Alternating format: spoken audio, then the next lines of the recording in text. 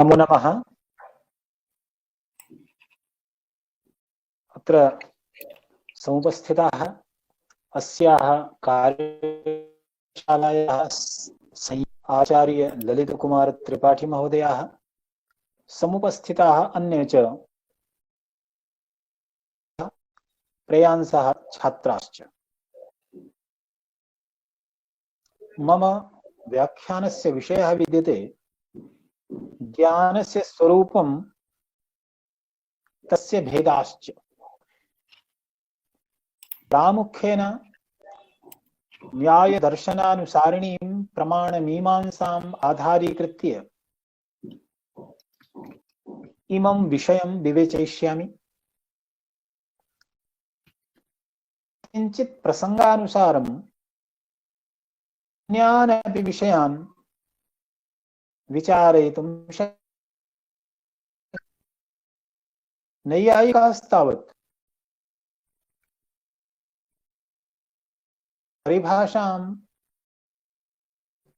प्रस्तुन्वन्ति, सा च परिभाषा भवति सर्वव्यवहारहेतुर्गुणः बुद्धिर्ज्ञानम्। तथा च भाषया इदमायाति यत् सर्वस्यापि कारणीभूतं सर्वस्यापि व्यवहारस्य कारणीभूतं केवलं ज्ञानमेव न भवति। सर्वस्यापि व्यवहारस्य कारणीभूतो यः गुणः ज्ञानं भवति। यद्यपि सन्ति अन्यानि अपि कारणानि सर्वमपि व्यवहारं प्रति, यथा कालः, यथा दिशा, यथा तावत् अदृष्टं, रीत्या विविधानि कारणानि तादृशानि भवन्ति यानि सर्वं प्रत्यपि कारणानि भवन्ति। तथा च सर्वं व्यवहारं प्रत्यपि तेषां कारणानां कथं भवति। परन्तु सर्वेषां व्यवहाराणां प्रति कारणीभूतः यः गुणः स गुणः ज्ञानं भवति। तत्रापि इदमपि अवगन्तव्यं, व्यवहारकारणत्वेन ज्ञानस्य परिभाषा प्रस्तूयते। यत्तावत् व्यवहारं प्रति कारणं न भवति, व्यवहारं प्रति यस्य कारणता न भवति तस्य ज्ञानत्वं न भवितुमर्हति। वस्तुतः अपि ज्ञानं सविषयकमेव भवति। अतएव आचार्यैः बहुधा यत् विषयेण विशेषो हि निराकारतया धियाम्, ज्ञानानाम् एकस्मात् ज्ञानाद् अपरस्य ज्ञानस्य कः विशेषः, एकस्य ज्ञानस्य द्वितीयात् ज्ञानेभ्यः किमन्तरं, विषयवशादेव अन्तरं भवितुमर्हति। न किञ्चिदन्यद् अस्ति यदाधारीकृत्य अन्तरं भवेत्। तथा च सर्वमपि ज्ञानं सविषयकं भवति। परन्तु इदमपि अवगन्तव्यं, नये केवलं ज्ञानमेव सविषयकं न भवति, किन्तु ज्ञानम्, इच्छा, कृतिश्च, एते त्रयः भवन्ति। ज्ञानम्, इच्छा, कृतिः, त्रीणि सविषयकानि भवन्ति। ज्ञानस्यापि सविषयकत्वम्, इच्छाया अपि, पुनश्च कृतेरपि सविषयकत्वम्। परन्तु तत्र अस्ति किमपि महदन्तरम्। ज्ञानस्य यत् सविषयकत्वं भवति तत् प्रमुखं भवति, इच्छायाः कृतेश्च यत् सविषयकत्वं भवति तत् प्राथमिकं न भवति। अत एव उच्यते इच्छायाः कृतेश्च सविषयकत्वं याचित मंडन न्यायेन भवति। मंडन न्यायेन नाम यथा कश्चन भिक्षुकः विद्यते, पार्श्वे किमपि आभूषणं नास्ति, मंडनं नास्ति, सः अन्यं कंचन आभूषणं याचते। तर्हि अन्यं कंचन आभूषणं याचते, आभूषणं प्राप्य मंडनं प्राप्य तेन आभूषणेन सः मंडितः भवति। तथैव इच्छयापि कृत्या अपि स्वकीयः विषयः अवाप्यते। कस्माद् अवाप्यते? ज्ञानाद् अवाप्यते। तथा च ज्ञानस्यैव प्राथमिकं सविषयकत्वं, तदाधारीकृत्यैव इच्छायाः कृतेश्च सविषयकत्वं भवति। तर्हि ज्ञानं गुणरूपेण, ज्ञानम् आत्मनः काचन विशिष्टता भवति। ज्ञानं तावद् आत्मनः काचित् विशिष्टता, तर्हि ज्ञानं तावद् आत्मनः काचित् विशिष्टता भवति। सा विशिष्टता तत्र मनसि सर्वदैव ध्यातव्या। तां विशिष्टताम् आधारीकृत्य ज्ञानस्य अन्येभ्यः गुणेभ्यः कश्चन भेदः भवति। परन्तु इदं तावदत्र स्पष्टम् अस्ति यत् ज्ञानं सर्वथापि गुणात्मकमेव भवति। एतस्मिन् विषयेपि कश्चन विचारः अवगन्तव्यः। यतोहि केचन दार्शनिकाः ज्ञानस्य गुणत्वं न स्वीकुर्वन्ति। केषाञ्चित् मते वस्तुतः क्रिया भवति। मीमांसकाः मते ज्ञानं गुणः न भवति, किन्तु ज्ञानं क्रिया भवति। नैकानां नये ज्ञानं सर्वथापि गुणरूपं भवति, क्रियारूपं न भवति। केचन प्रश्नाः समुपस्थाप्यन्ते मीमांसकैः अन्यैश्च। प्रश्नः अयं भवति यत् अर्थः व्यापारः भवति। यदा क्रियापदं प्रयुज्यते तर्हि क्रियापदस्य अर्थः व्यापारः भवति। तर्हि व्यापारः नाम क्रिया। व्यापारः नाम क्रिया यदि भवति तर्हि तथैव भाषायां ज्ञा धातुरपि प्रयुज्यते। अहं घटं जानामि इति प्रयुज्यते। हिंदीयाम् उच्यते मैं घट को जान रहा हूं, आई नो द पॉट। तर्हि अहं घटं जानामि इत्याकारकः प्रयोगः क्रियते, तर्हि जानामि इति क्रियापदम्। तेन यः अर्थः बोध्यते सः अर्थः क्रियैव भवितुमर्हति, न तु कश्चन अन्यः अर्थः। अतएव ज्ञानमपि क्रिया एव विद्यते इति तेषां मतम्।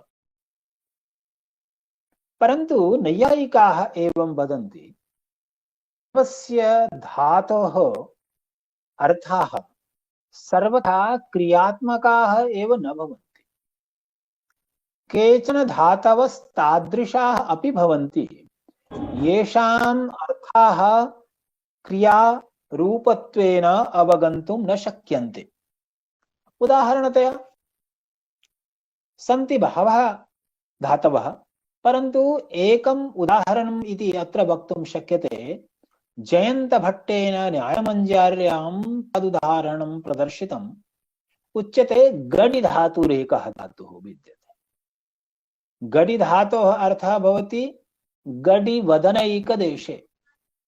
वदनस्य एकदेशः गडि धातुना उच्यते।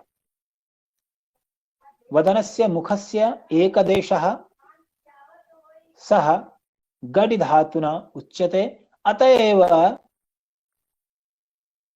मुखस्य कश्चन अंशविशेषः कपोलविशेषः हिंदी भाषायां गाल इत्युच्यते, सः गडिपदस्य अर्थः भवति। तर्हि अस्य अर्थः क्रिया तु नास्ति। यदि क्रिया नास्ति तर्हि धात्वर्थत्वेन क्रियात्वम् आवश्यकम् इति न आयाति। एव ज्ञानं क्रिया नास्ति, ज्ञानं क्रिया अस्ति, अस्य विषये सम्यक् प्रयासः कर्तुं न शक्यते। ज्ञानं क्रिया अस्ति, अस्मिन् विषये किमपि प्रमाणं तथा समुपस्थापयितुं न शक्यते। विद्यते गुणः। अतएव ज्ञानं द्रव्यात्मकमपि न भवितुमर्हति। अतएव कुतो न भवितुमर्हति? नैयायिकास्तावत् अद्वैतिनां किं वा विज्ञानवादी बौद्धानां मतं खण्डयन्ति यत् ज्ञानस्य आधारत्वेन स्वीकृतिः। यथा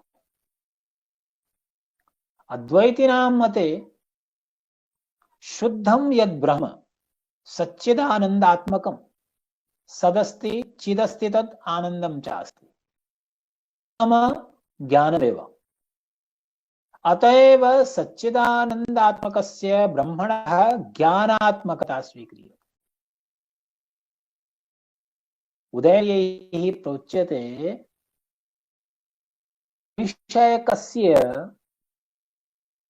ज्ञानत्वे मानाभावात्। यस्य कश्चन विषयः नास्ति तस्य ज्ञानत्वे किमपि प्राणं नास्ति। आत्मा तावत् सुषुप्ता अपि विद्यते। तस्मिन् सुषुप्तिकाले ज्ञानमस्ति इति भवद्भिः स्वीकर्तव्यं। यत् भवतां सिद्धान्तः अस्ति तदनुसारं ज्ञानमस्ति तर्हि तस्य ज्ञानस्य कः विषयः?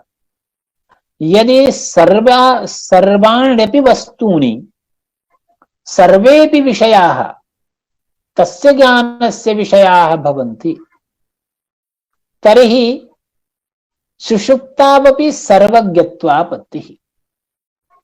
पुनश्च यदि किंचिदेव भासते कश्चन एव विषयः भवति तर्हि तस्य निर्धारकं किं? कः विषयः सुषुप्तिकालीनस्य विद्यते।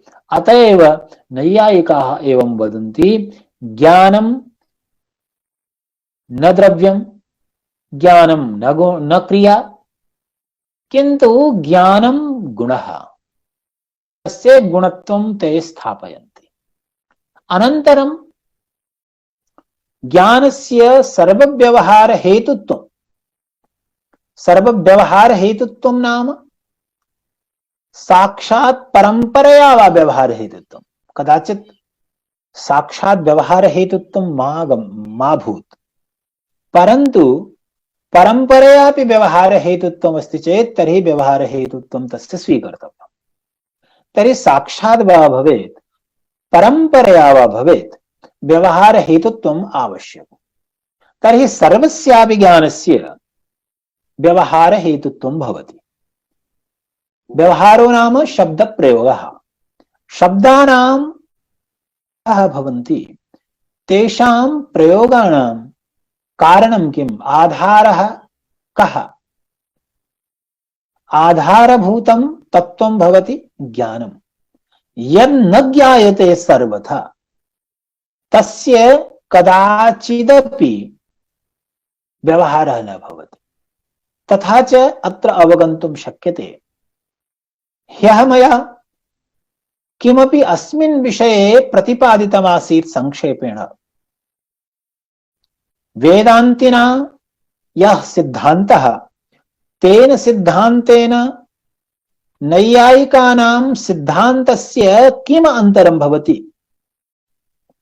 तस्मात् सिद्धान्तात् न्याय सिद्धान्तस्य कः भेदः इति विषये किमपि मया प्रोक्तमासीत्।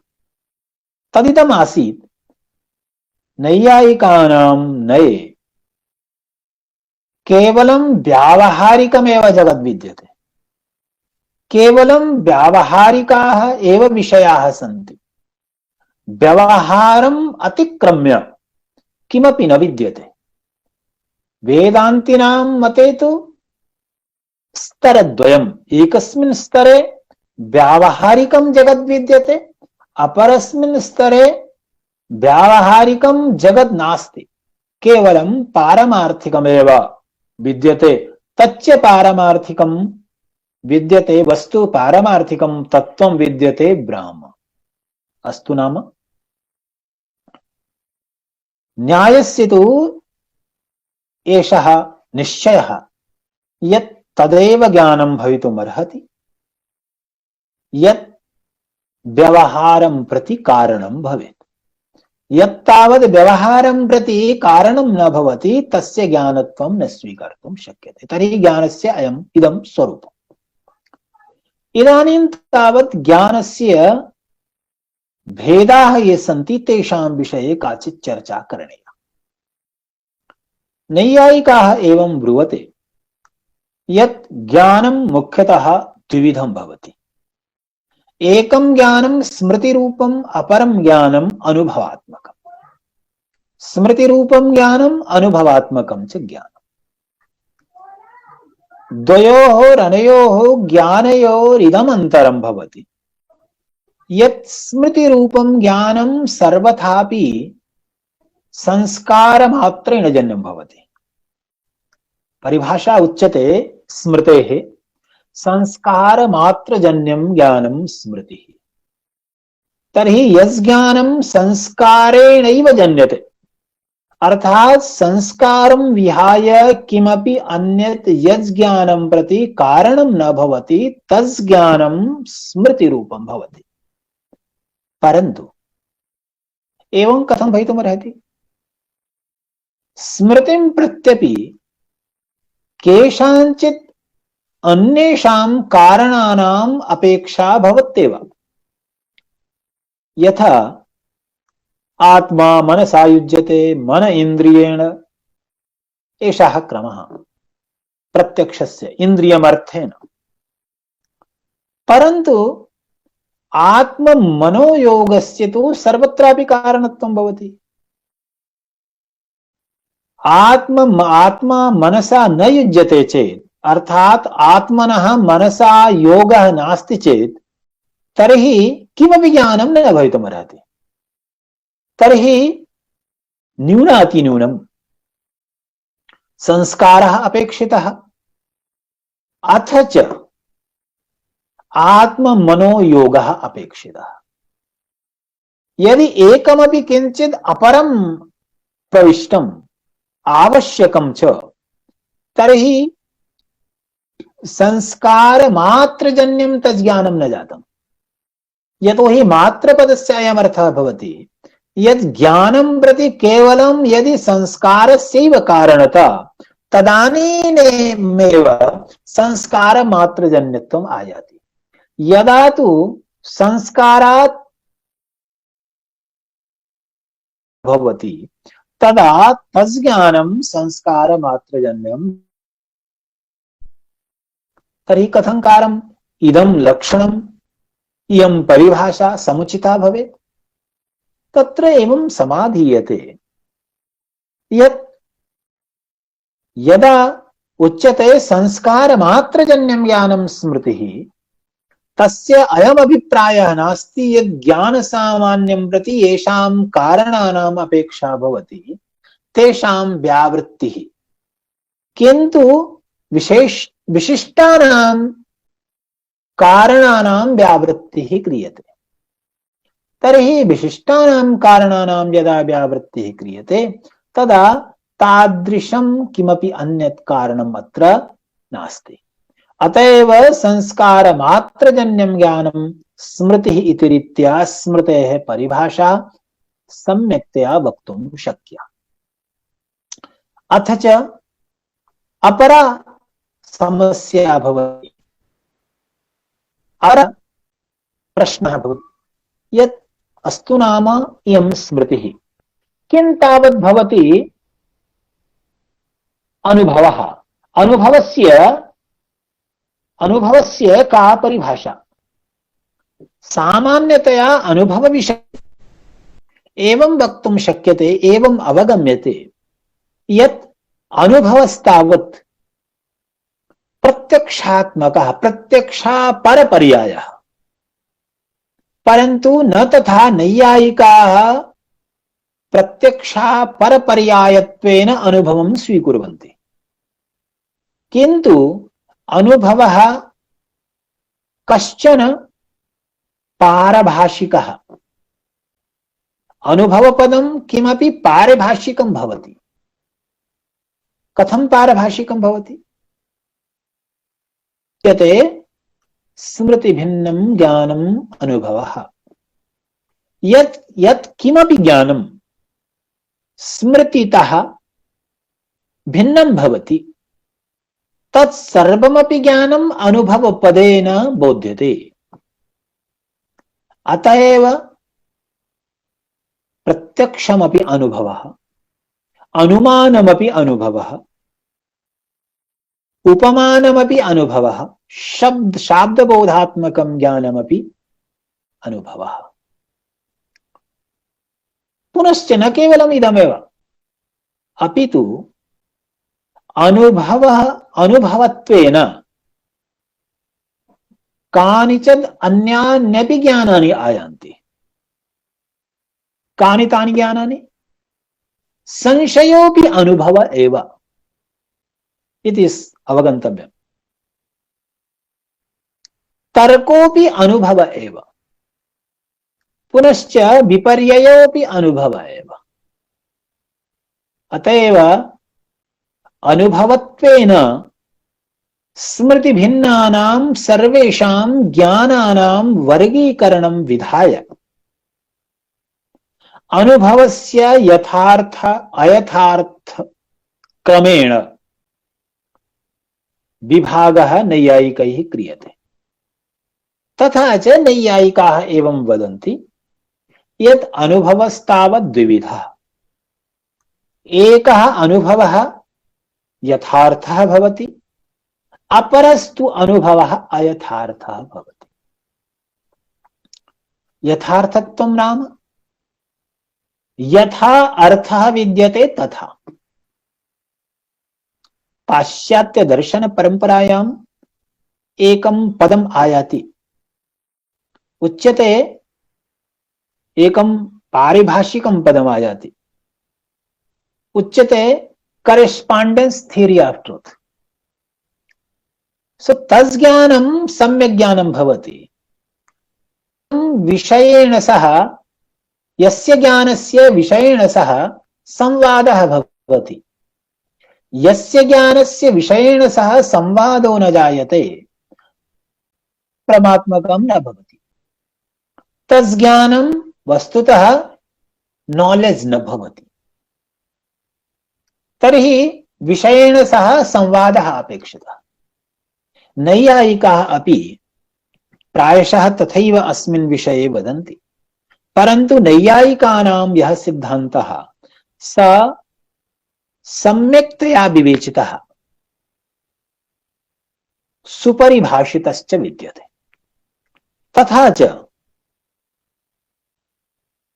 तज्ज्ञानं यथार्थानुभवः भवति।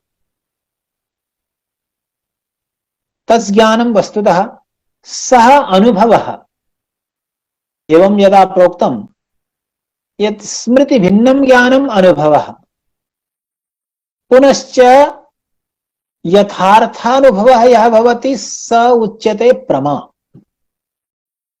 यथार्थानुभवः प्रमा इति प्रोच्यते। तम अनेन स्मृतेः प्रमात्वं न भवति। स्मृतिः सर्वथापि प्रमा भिन्ना। कथं तावत् स्मृतेः प्रमात्वं न भवति? प्रमात्वं कुतो न स्वीकर्तव्यं स्मृतेः? तत्र नैयायिकाः यथा वदन्ति, अस्मिन् विषये एतदपि ध्येयं यत् प्रायशः सर्वेपि दार्शनिकाः, केचन तत्र विद्यन्ते यथा जैनाः,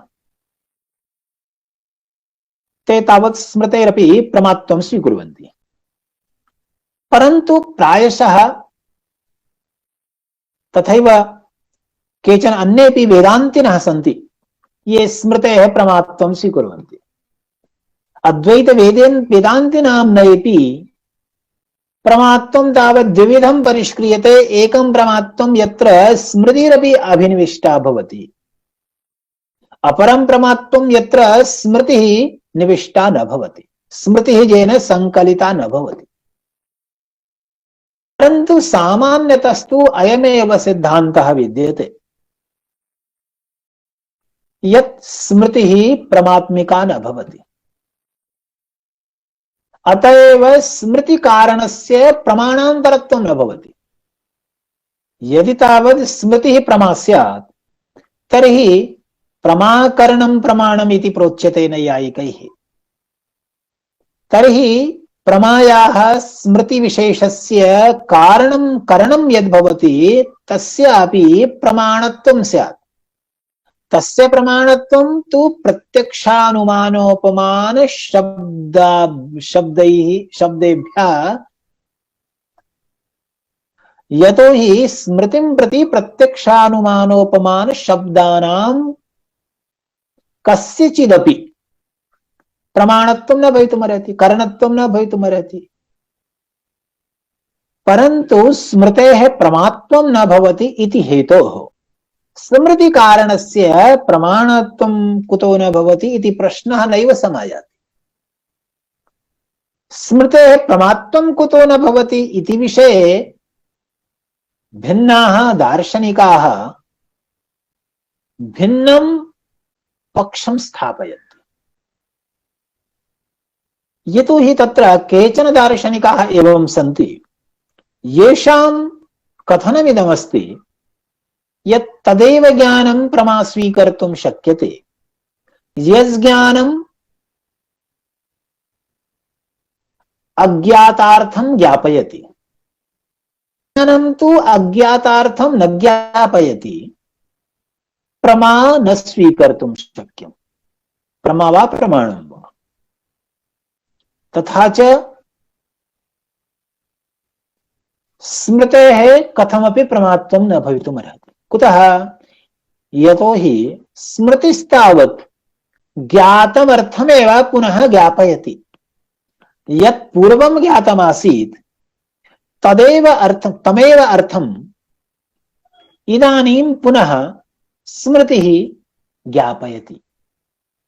तर्हि ज्ञातार्थ ज्ञापकत्वात् स्मृतेः प्रमात्वं न भवितुमर्हति। परन्तु नैयायिकानाम्ने प्रमायाः तथा लक्षणं न क्रियते। नैयायिकास्तावत् प्रमायाः लक्षणं वदन्ति यथार्थानुभवः प्रमा, यथार्थत्वम् अर्थात् प्रमायाः आधारभूतं यथार्थत्वम्। पुनश्च तत्र अनुभवत्वमपि निविष्टम्।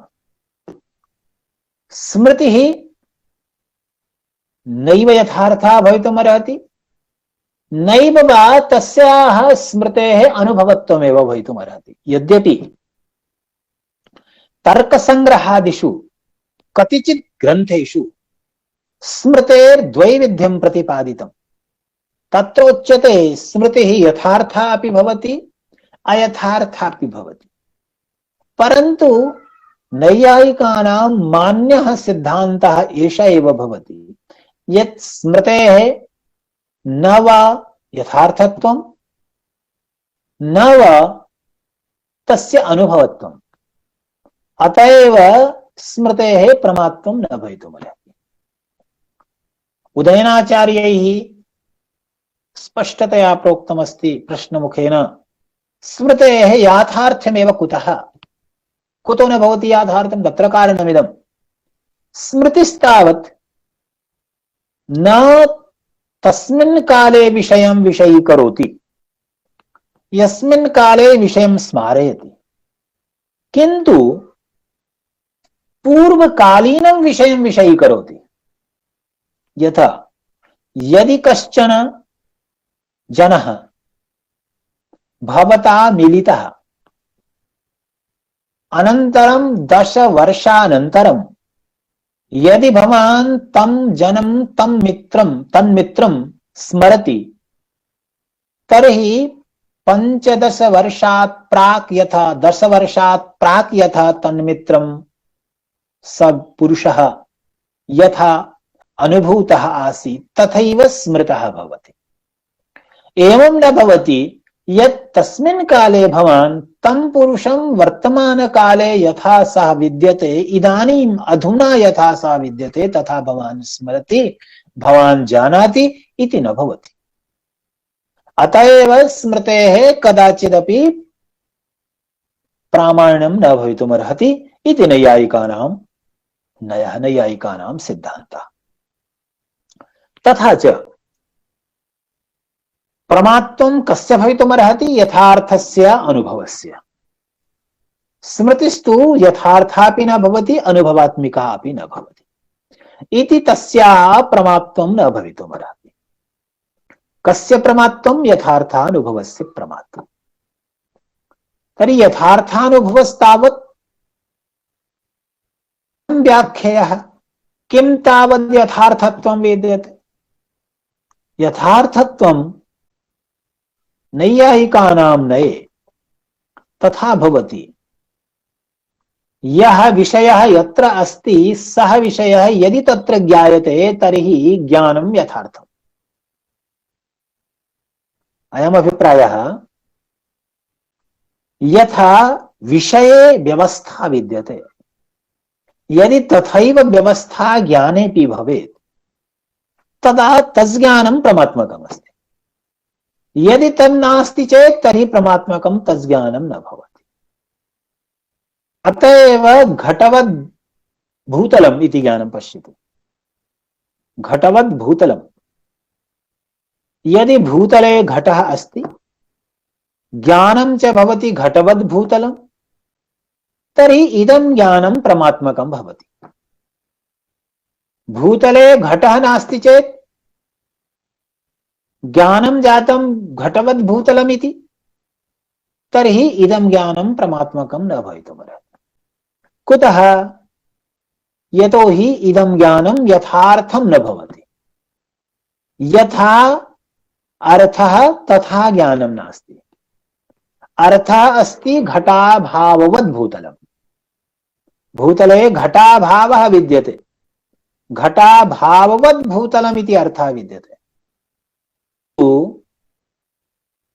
घटवद् भूतलमिति ज्ञानं जायते, तर्हि कथं तावद् अस्य ज्ञानस्य प्रमात्वं स्यात्? न भवितुमर्हति। प्रमात्वं तदानीमेव भवितुमर्हति यदा यथा विषयः तथैव ज्ञानमस्ति चेत् तदा। अतएव नैयायिकानां नये निर्विकल्पकस्य ज्ञानस्य प्रमात्वं न भवति। निर्विकल्पकात्मकं यत् ज्ञानम् अस्ति तस् ज्ञानं परमात्मकं न भवति। यद्यपि तस् ज्ञानं सर्वस्यापि अन्यस्य ज्ञानस्य आधारभूतं ज्ञानं भवति। उदयनाचार्याः एकत्र वदन्ति, सर्वमपि ज्ञानं साक्षात् परम्परया वा निर्विकल्पकाश्रितम्। ज्ञानं साक्षात् वा परम्परया वा। प्रत्यक्षं सविकल्पकं ज्ञानं यद् भवति तस् ज्ञानं निर्विकल्पकाश्रितं भवति साक्षात्। अनुमानं यदा जायते, आनुमानिकं यदा ज्ञानं भवति तज्ज्ञानं साक्षात् निर्विकल्पकाश्रितं न भवति। कुतः? यतोहि तज्ज्ञानं व्याप्तिज्ञानमाश्रित्य पक्षधर्मता ज्ञानमाश्रित्य भवति। पक्षधर्मता ज्ञानमपि सविकल्पकं भवति, व्याप्तिज्ञानमपि सविकल्पकं भवति। तथा च साक्षात् तद आनुमानिकं ज्ञानं निर्विकल्पकाश्रितं न भवति, किन्तु परंपरया तु तज्ज्ञानमपि निर्विकल्पकाश्रितमेव भवति। तयैव रीत्या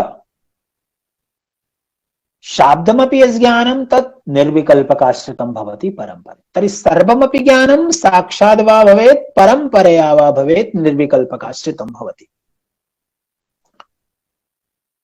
परन्तु तत् निर्विकल्पकात्मकं ज्ञानं परमात्मकं न भवति। कुतो न परमात्मकं भवति? तत्र कारणमिदं, निर्विकल्पके ज्ञाने यद् यत्र विद्यते तत्रैव तस्य ज्ञानं भवति इति न आयाति। यथा भूतले घटः विद्यते, भूतले घटः विद्यते विशेषणत्वेन, परन्तु निर्विकल्पकं यदा ज्ञानं जायते तस्मिन् निर्विकल्पके ज्ञाने घटः भूतल विशेषणत्वेन न भासते। तर्हि यथार्थं ज्ञानं तन्न भवति। यदि यथार्थं नास्ति चेत् तर्हि अयथार्थं भवेत् इत्यपि न। कुतः? कथं कदा अयथार्थता भवितुमर्हति? यज्ज्ञानं यथार्थ भिन्नं तज्ज्ञानं सर्वथापि अयथार्थमेव इति वयं न ब्रूमः। किन्तु अयथार्थं ज्ञानं कदा जायते? यद् यत्र नास्ति तद् यदि तत्र ज्ञायते तर्हि तज्ज्ञानम् अयथार्थम्। यदि भूतले घटः नास्ति तत्र च भूतले घटः ज्ञायते तर्हि ज्ञानम् अयथार्थं भविष्यति। परन्तु निर्विकल्पक स्थले तु एवं नास्ति। एवं न भवति यत् यद् वस्तु तत्र नास्ति तद् वस्तु तत्र अवगतं भवेत् विशेषणतया। भूतले घटः विशेषणतया नास्ति चेत् घटाभावः विशेषणतया विद्यते, परन्तु तत्र ज्ञानं यद्भवति निर्विकल्पकात्मकं, तस्मिन् ज्ञाने घटाभावोऽपि विशेषणतया न भासते, घटोऽपि विशेषणतया न भासते। अतएव तज्ज्ञानं न तु परमात्मकं न वा अप्रमात्मकं भवति। तर्हि तादृशं सर्वमपि ज्ञानं प्रमा अप्रमा विलक्षणं भवति। सर्वमपि निर्विकल्पकं ज्ञानं प्रमा अप्रमा विलक्षणमेव भवति। अतएव अनन्तरं सविकल्पकं तदेव एवं अत्र अवगन्तुं शक्यते। ज्ञानस्यैव वस्तुतः भिन्नया पद्धत्या एतत् सर्वमपि अवगन्तुं शक्यते। एवं वक्तुं शक्यते यत् ज्ञानं द्विविधं भवति, निर्विकल्पकं सविकल्पकं च। यज्ज्ञानं विशेष्य विशेषण भावापन्नं न भवति, अर्थात यस्मिन् ज्ञाने किमपि विशेषणतया न भासते, किमपि विशेष्यतया न भासते, किमपि च संसर्गतया न भासते। कारणमिदं, यदि किमपि विशेषणतया भासते चेत् तर्हि अन्यस्य विशेष्यत्वेन भानम् अपेक्षितम्। पश्यतु, यदि कश्चन पुत्रत्वेन ज्ञातः तर्हि कस्य पुत्रत्वेन इति तत्र आवश्यकम्।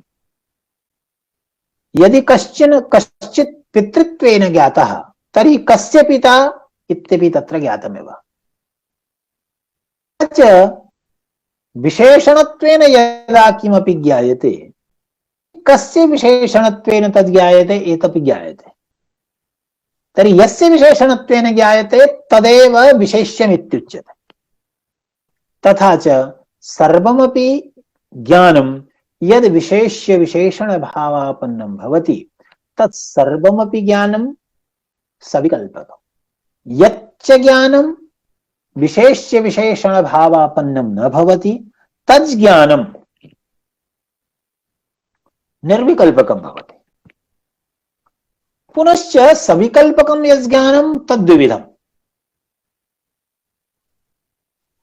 मुख्यतया द्विविधं किं वा एवं वक्तुं शक्यते। सविकल्पकं यज्ञानं भवति तज्ज्ञानं यथार्थं भवति अयथार्थं भवति। यथार्थम् अयथार्थम्। एकं ज्ञानं यथार्थं भवति अपरं ज्ञानम् अयथार्थं भवति। तत्रापि स्मृतिरूपं यज्ञानं तज्ज्ञानं यथार्थं ज्ञानं न भवति। विपर्ययात्मकं यज्ञानं तदपि अयथार्थं भवति। तर्कात्मकं यज्ञानं तदपि अयथार्थम्। पुनश्च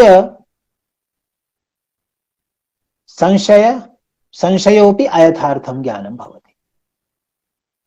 पुनश्च यथार्थं ज्ञानं भवति तज्ज्ञानं चतुर्विधम्। अत्रापि एवं वक्तुं शक्यते यथार्थ ज्ञानस्य यथा प्रत्यक्षानुमानोपमान शब्दरूपेण भेदः तथैव किम् अयथार्थ ज्ञानस्य कारणदृष्ट्या भेदः कर्तुं न शक्यते। यतोहि यदा वयं प्रमाणदृष्ट्या भेदं कुर्मः तदा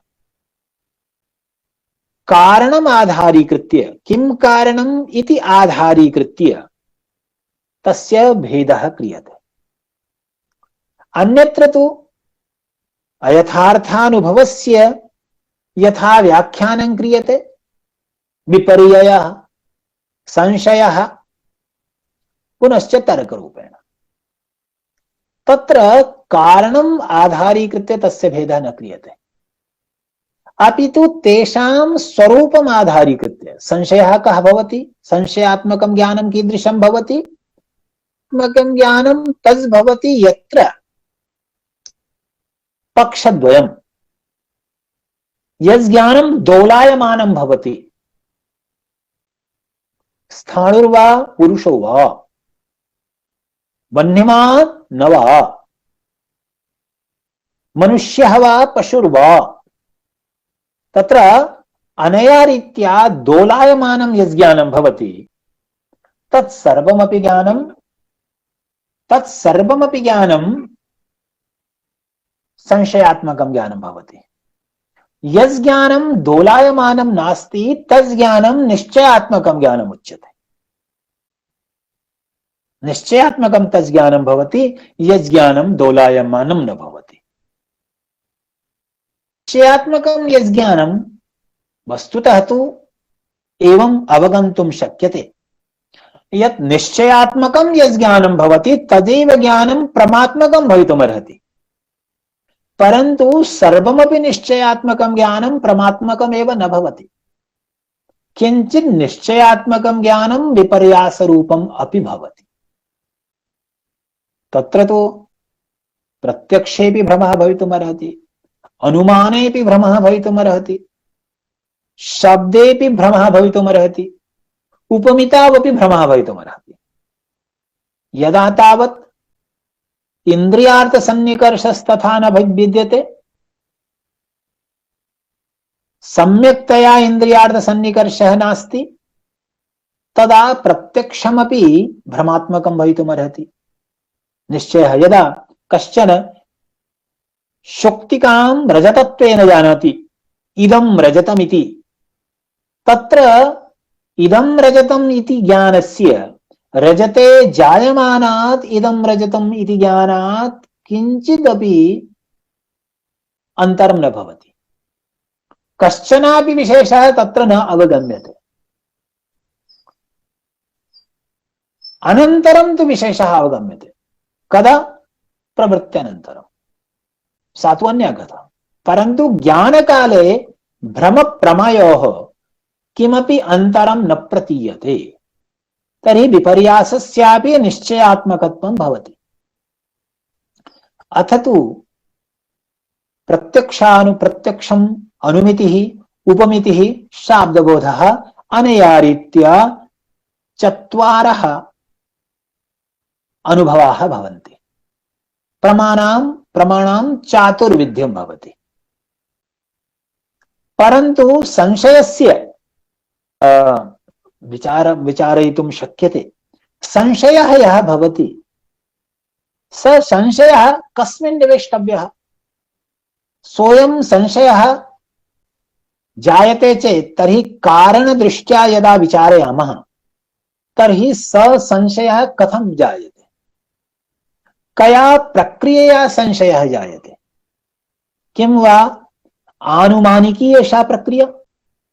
किं वा शाब्दबोधात्मिका एषा प्रक्रिया? उपमितिरूपा एषा प्रक्रिया भवति? नैयायिकाः वदन्ति यत् संशयस्य सर्वथापि प्रात्यक्षिकत्वमेव भवति। अर्थात् कदाचिदपि संशयरूपा अनुमितिर्न जायते, न जन्यते केनचिदपि। कदाचिदपि संशयरूपा उपमितिरपि न जायते। पुनश्च कदाचिदपि संशयरूपः शाब्दबोधोऽपि न भवति। शाब्दबोधः यदा भवति तदा सः निश्चयात्मकः एव। उपमितिरपि अनुमितिरपि निश्चयात्मिके एव भवतः। परन्तु प्रत्यक्षं तादृशं ज्ञानं विद्यते यज्ज्ञानं कदाचित् निश्चयात्मकं कदाचित् तु संशयात्मकं भवितुमर्हति। पुनश्च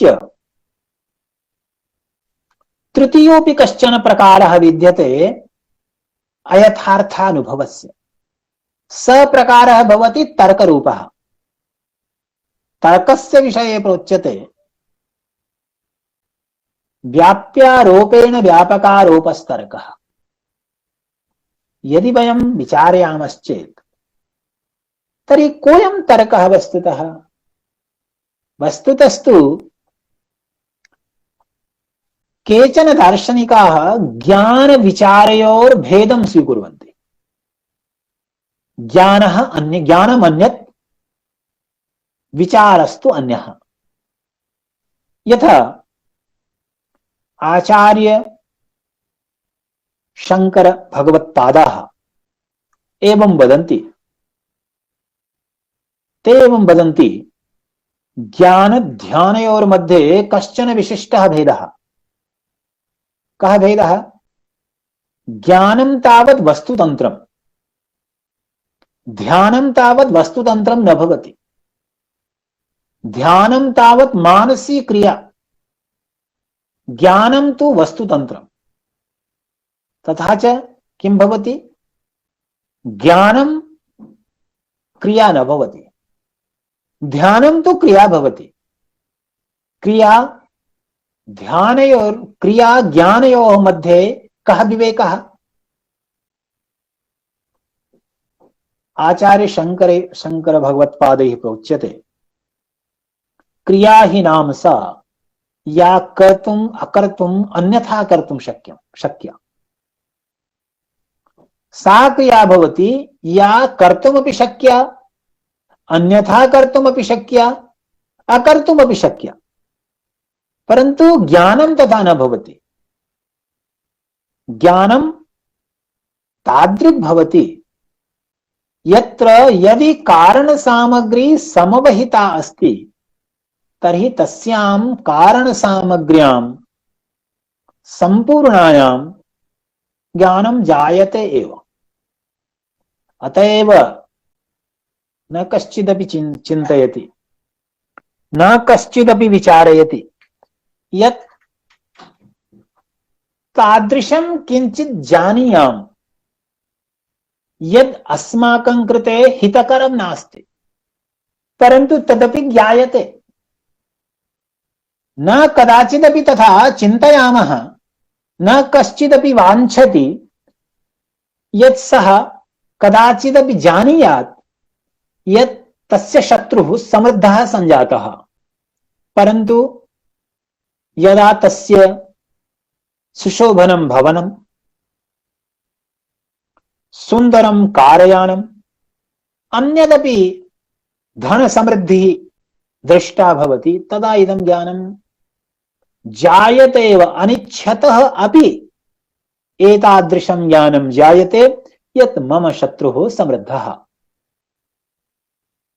तर्हि इदं यत् ज्ञानं भवति तज्ज्ञानं वस्तुतन्त्रं भवति। यतो हि कारण सामग्र्या जायते, तत्र किमपि अस्माभिः कर्तुं न शक्यते। विकल्पात्मकं यत् ज्ञानं भवति, यद् तर्कात्मकं यत् ज्ञानं भवति, तत् तर्कात्मकं ज्ञानं वस्तुतः व्याप्यारोपेण व्यापकारोपात्मकम्। से आरोपः क्रियते, तदनन्तरं तदाधारीकृत्य व्यापकस्य आरोपः क्रियते। तथा च एकम् उदाहरणं पश्यामः। यदा उच्यते यदि अत्र घटः अभविष्यत् तर्हि सः घटः दृष्टः अभविष्यत्। यदि स्यात् उपलभ्येत। इदमपि वस्तुतः तर्कस्यैव एकः प्रकारः। अयमपि तर्कस्यैव एकः प्रकारः। यदि अत्र घटः स्यात् उपलभ्येत। यदि धूमः वह्निव्यभिचारी स्यात् तर्हि वह्निजन्यो न स्यात्। तर्हि अयमपि आरोपः। तर्हि आरोपः तथा अत्रापि वस्तुतः तदेव निविष्टमस्ति, तदेव अत्र प्रविष्टमस्ति। कारण सामग्री प्रतिपाद्यते। यदि एवं स्यात् तर्हि तादृशं ज्ञानं भवेदेव, परन्तु न भवति। अतएव तर्कस्यापि ज्ञानमध्ये निवेशः। सामान्यतस्तु एवं प्रतिभाति यत् तर्कः विचाररूपः भवेत्, ज्ञानरूपो मा भूत्।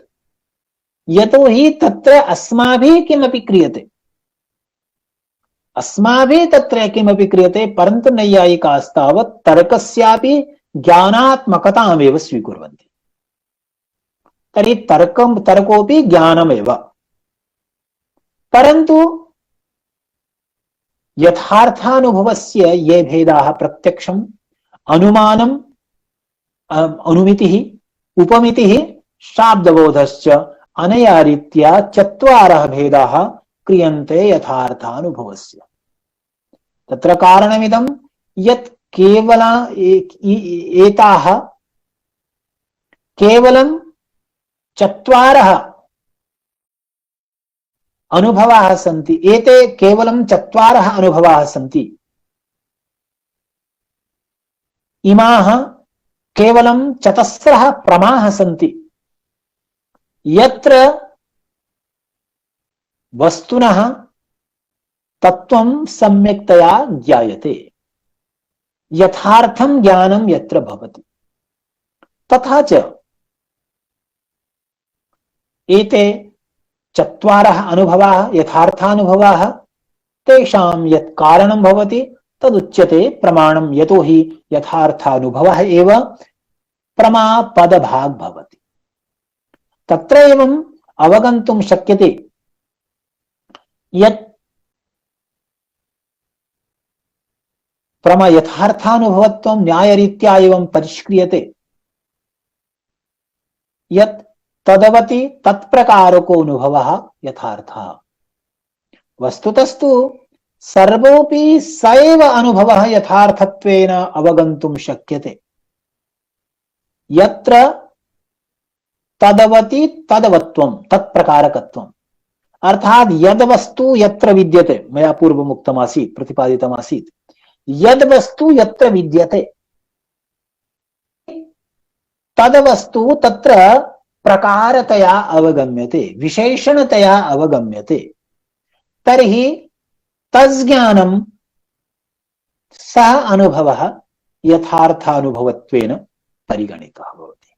अस्मादेव कारणात् नैयायिकानां नये सर्वोऽपि यथार्थः अनुभवः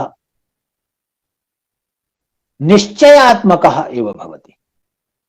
अनिश्चयात्मकस्य ज्ञानस्य प्रमात्मत्वं प्रमात्मकत्वं न भवितुमर्हति। इदमपि तत्र अवगन्तव्यं।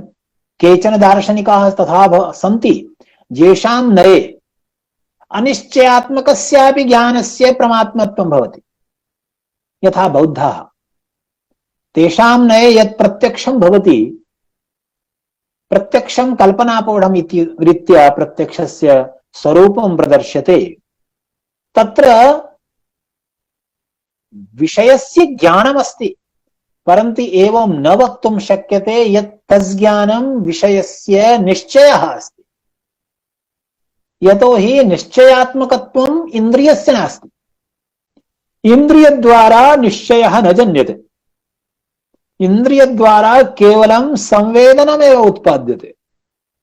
तर्हि संवेदनस्यैव तेषां नये प्रत्यक्ष प्रमात्वम्। नैयायिकानां नये तु प्रत्यक्षस्य किं वा कस्यचिदपि ज्ञानस्य तस्यैव प्रमात्वं भवितुमर्हति यज्ज्ञानं निश्चयात्मकं भवेत्। शुद्ध संवेदनात्मकस्य ज्ञानस्य कदाचिदपि प्रमात्वं न भवितुमर्हति। संवेदनं भिन्नं, संवेदनम् अस्ति इति स्वीकुर्मः, परन्तु तत्संवेदनं निश्चयात्मकमस्ति, प्रमात्मकमस्ति इति वयं न स्वीकुर्मः। तत्र कारणद्वयम्। एकं कारणमिदं यत् प्रथममेव प्रतिपादितमासीत् यत् सर्वव्यवहारहेतुर्गुणः बुद्धिर्ज्ञानम्। तर्हि व्यवहारं प्रति यज्ज्ञानं कारणमस्ति तस्यैव ज्ञानस्य प्रमात्वं स्वीकर्तव्यम्। कदाचिदपि संवेदनात्मकस्य ज्ञानस्य व्यवहारं प्रति कारणत्वं न भवति। व्यवहारः कदा भवति? निश्चयानन्तरं। तर्हि निश्चयस्यैव व्यवहारं प्रति कारणत्वं भवितुमर्हति, नान्यस्य। अतएव सर्वव्यवहारहेतुर्गुणः बुद्धिर्ज्ञानमिति रीत्या प्रतिपादितमस्ति। परंपरया तु तस्य कारणत्वं भवति, व्यवहारहेतुत्वं भवति, परन्तु कदाचिदपि साक्षात् व्यवहारहेतुत्वं तस्य न भवति। तथा च निश्चयात्मकत्वं यस्मिन् ज्ञाने आयाति तस्यैव ज्ञानस्य अप्रमात्मकत्वं स्वीक्रियते। पुनश्च प्रवृत्तिः तदाधारीकृत्य एव भवति। निश्चयात् एव प्रवृत्तिः। जानाति, इच्छति, यतते। तर्हि जानाति नाम यदा ज्ञानं भवति, यदा निश्चयात्मकं ज्ञानं भवति, तदानीमेव इच्छा जायते। शुद्ध संवेदनतः इच्छा न जायते। शुद्ध संवेदनतः निश्चयो जायते। प्रथमं शुद्ध संवेदनं, तदनन्तरं निश्चयः, तदनन्तरम् इच्छा इति क्रमः। शुद्ध संवेदनस्य कदाचिदपि प्रमात्मकत्वं नैयायिकाः नाङ्गीकुर्वन्ति। अतएव तु बौद्धानां मतं खण्डयन्त्यपि। तथा च निश्चयः निश्चयात्मकस्य प्रमात्मकत्वं, यद् यथार्थ निश्चयः तस्य प्रमात्मा। यत्तु यथार्थः नास्ति, यः यथार्थः नास्ति तस्य न प्रमात्वम्। अतएव संशयस्य न प्रमात्मकत्वम्। संशयस्य न यथार्थत्वं भवितुमर्हति, न वा निश्चयात्मकत्वं भवितुमर्हति। स्मृतेरपि न निश्चय न प्रमात्वम्। यद्यपि तस्याः स्मृतेः निश्चयात्मकत्वम् अस्ति, परन्तु यथार्थता न भवति, अनुभवत्वं तस्य नास्ति, अतएव तस्य प्रमात्वं न भवितुमर्हति। तर्हि एवं रीत्या न्यायसिद्धान्तानुसारं ज्ञानस्य स्वरूपमपि उपदर्शितं, ज्ञानस्य भेदे भेदाः अपि प्रदर्शिताः। सारल्येन संक्षेपतः इदानीमेव अहं विरमामि। यदि भवतां केचन प्रश्नाः सन्ति तर्हि तेषां उत्तरं प्रस्तूयते। प्रसन्नताम् अनुभविष्यामि। धन्यवादाः।